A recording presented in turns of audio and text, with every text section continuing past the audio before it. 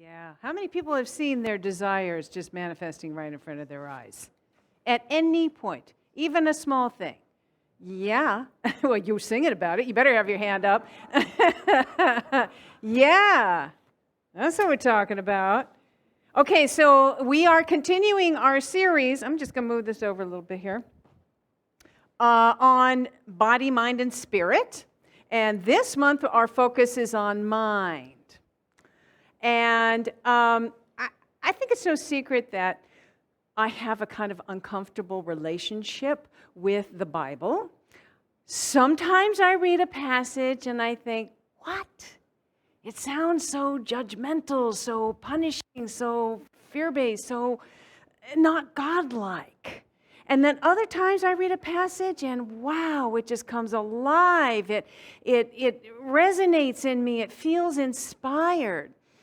And, of course, we know the Bible is a collection of books that were put together, and certainly the New Testament was written down years after Jesus died, and in a different language than he spoke, and then translated to other languages, and then retranslated, and of course, there's the whole Council of Nicaea, lots of editing and deciding what goes in and what doesn't, so no wonder it's a little inconsistent.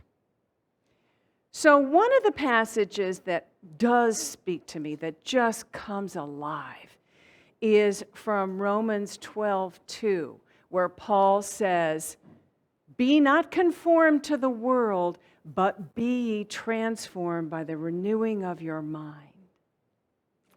So today we're going to talk about that, the renewing of our mind. What does it mean? Well, how do we actually do it? So first of all, how we think about ourselves has a strong influence in our experience of life. So for example, if I somehow think of myself as less than, I'm feeling, maybe not as good as others, therefore maybe not worthy of that much in life, which that could be unconscious, but it kind of is, showing up. That self-concept is reflected in my behavior, and it shows up in every area of my life, right? My friendships, my work, the amount of money I think I can earn, the amount of opportunities I think are available to me, even physical body. If, on the other hand, I might think of myself as better than others, that's going to be a whole host of other problems, right? Not the least of which is probably a lack of friends. So it's our self-concept, what we identify with, how we identify ourselves. So if we are identifying ourselves with our past, the way we were brought up, and our past mistakes, if we identify ourselves with our illnesses, or our disorders, if we identify ourselves with our failures or our successes, the amount of money we have or don't have, the amount of education we have or don't have. If we're identifying ourselves as this only human being, just this physical, mental person, then we are conforming to the world's definition of who we are. If we think of ourselves in any way separate from the whole, separate from source, feeling like, perceiving ourselves as a victim, we are conforming to the world's definition of who we are. But there's another way to see it. And that's why we come here, right? That's what keeps us coming back. To remember it. To hit the refresh button on our minds and clear out all the gunk, and to up-level our understanding, to learn to embrace a higher awareness, to begin to embody the truth that we are divine, that we're an expression of the infinite divine. When we begin to see ourselves as that one infinite divine expressing Not just a little tiny bit, not just a little spark, but the fullness thereof. Now we're talking about renewing our minds. This is renewing our minds, which is going to be reflected in our experience, a transformation in our experience. So Einstein once said, "The world as we have created it is a product of our thinking. It cannot be changed without changing our thinking." So if we want to change the world, our goal then is to change our mind, to renew our minds, right? But that, of course, means that we need to release old ways of thinking. We need to shake up old patterns. We need to, shake loose all of the gunk, right? Because here's the thing. It's not as easy as just wanting to do it or saying a few affirmations around it. Because sometimes these old ideas, they become patterns, and those patterns get etched in our brains and in our bodies and in our energy field, right? It's been said that human beings think 70,000 thoughts a day. I don't know how they measure that. I don't know. They hook you up to measure the brain waves or something. It's weird. But 70,000, that's a lot. 90% of them are the same thoughts we thought yesterday and the day before and the day before that. We're beings that like familiarity, right? Familiarity pattern. We get up on the same side of the bed every day and go through the same morning routine and maybe take the same route to work. And once we get there, do a similar set of things, Then take the same route home, maybe stopping at the grocery store and picking up the same kind of, groceries that we have the last 300 times. And then we get up the next day and do it all over again. For most of our lives, we're living out the same set of patterns that generates the same kind of thinking. So in his book, You Are the Placebo, Joe Dispenza says, thinking the same thoughts leads us to make the same choices. Making those same choices leads to demonstrating the same behaviors. Demonstrating the same behaviors leads to creating the same experiences. Creating the same experiences leads us to produce the same emotions, and those same emotions then drive the same thoughts. It's just like a loop we get trapped in. And we tend to stay there because it's comfortable, right? It's comfortable. It feels like us. It feels like us. These patterns give us a sense of identity. We identify with repeated thoughts and repeated feelings and repeated behaviors, and breaking out of that is not as simple as change your thinking, change your life, because it requires us to get uncomfortable, really uncomfortable, to step out of our set patterns, to step out of who we think we are, right? So it requires us to sort of shake things loose. We want to shake things loose. Everybody stand up if you're able. We're going to shake things loose a little bit. Yeah, shake it loose, shake it loose. And I want you to move in a way that you've never moved before. Move your body in space in maybe a way that watch your neighbor. Don't hit your neighbor. But, oh, there we go. Oh, that's good. I love that. And watch you don't fall over. Move in ways you haven't explored. Explore the space. Oh, I see some really creative. Okay, now I all want you to pretend that you're a grizzly bear, an angry grizzly bear. And I want you to give me a growl. Growl. Growl. Let me hear that. Growl. Okay, now I want you to pretend that you're a little butterfly, a beautiful little butterfly, and you're just going to just flit around like a little butterfly. Oh, she's doing that. Yeah, we're little butterflies. Are you getting uncomfortable yet? Yeah, oh, good. You're getting uncomfortable. Yay. All right, you may be seated.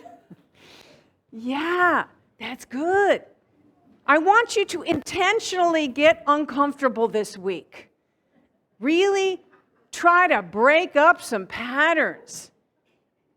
Try a different routine in the morning. Do your hair differently. Take a different route to wherever you always go. Go to a restaurant and buy and order something you've never had before. Have lunch with somebody that you don't really know yet. Go somewhere you've never been before. How about that? Or join a group. Join a ministry team that you've never really joined before. Get to know a few other people and just talk about new things. So in little things, right? Just start with little things, but they add up. And it might seem silly and arbitrary, but changing our behavior actually creates new neural pathways in our brains. That's right, that allow for new thinking. That's how we break out of old patterns, right? We do things differently. We try new things. That leads us to new thinking, which create these new synaptic connections here that open us up to a different way of understanding things. New thoughts actually change us. That's what we're about. We're new thought, right? Actually changes us. So, secondly, it's not just any old random new thoughts and patterns that we're after, right? We want to think more expansively. We want to expand the concept, our own self-concept. We want to think of ourselves from the highest possible point of view, ourselves and our lives. So several years ago, maybe 5 years ago now, our whole family was out in Los Angeles for a wedding. And in one of those days that we were there for a while visiting friends and everything. We're from Los Angeles originally. And one day, my husband, Dana, I think was with Olivia, and I was with Juliet, sitting right back there. And I said, let's go buy the house that you were born in and that you spent the first 5 years of your life in that neighborhood. Just kind of see it in the old house. And we went by there, and she just went, oh my God, it's so small. It's so small. I had in my head it was so big, so overwhelming. I can't believe how small it is. Well, the house didn't shrink. I'm telling you right now, it was not that small either. It's just that she had grown, right? She had literally expanded her idea of who she was. She grew into a new understanding of who she was. So that's what we want to do spiritually. We want to grow into a more expansive view of ourselves. We want to see ourselves and our lives from that highest divine point of view, that highest infinite divine self that we are, and then look back at our problems and our limitations and see how small they are.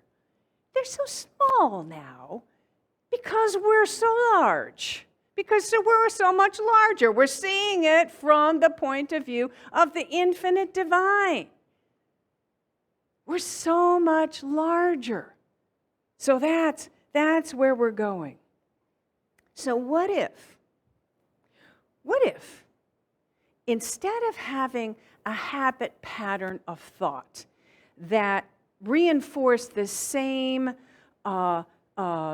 limitations and illnesses and staying small. What if instead of that, we broke through to a new understanding and open to a new awareness that the universe is for us, that we are constantly supported by, surrounded by, and supported by a universe that loves us, that is in itself the energy of love, that is in itself the energy of peace and wholeness and well-being and abundant good, and that we are emanations of that energy. What if we began every day with a clean slate? You know, we began to look for all of the good that was opening up to us. Just by shaking it loose and doing things differently and thinking more expansively, we're opening new pathways for miracles to occur. For miracles to occur. Breathe that in for a moment. Let that settle in. Let that idea expand in your consciousness. Let that idea expand. It's just on the other side of the habitual thought patterns. The possibility of living a miraculous life is just on the other side of those habitual thought patterns and ways of doing and ways of perceiving. There's that entering that door where the doors fly open, the gates are lifted, and here we're entering into a new awareness of living a miraculous life. Right? It's possible. We are powerful beings. This is our destiny to evolve into this, to grow into this. So Rumi once wrote, "Yesterday I was clever, so I wanted to change the world. Today I am wise, so I'm changing myself." You know, we all want to change the world, right? We all want to be change makers. But it starts here. It starts in us. This is where it starts. It starts by renewing our mind, opening to a new idea of who we truly are. And then that is reflected as a transformed experience. And if we see everyone else the same way, everyone else as emanations of this one beautiful divine light, beautiful, divinely human beings, then guess what? The world transforms. The world. Now, that's, I think, the meaning of that passage for me. And I hope it's had meaning for you. Namaste.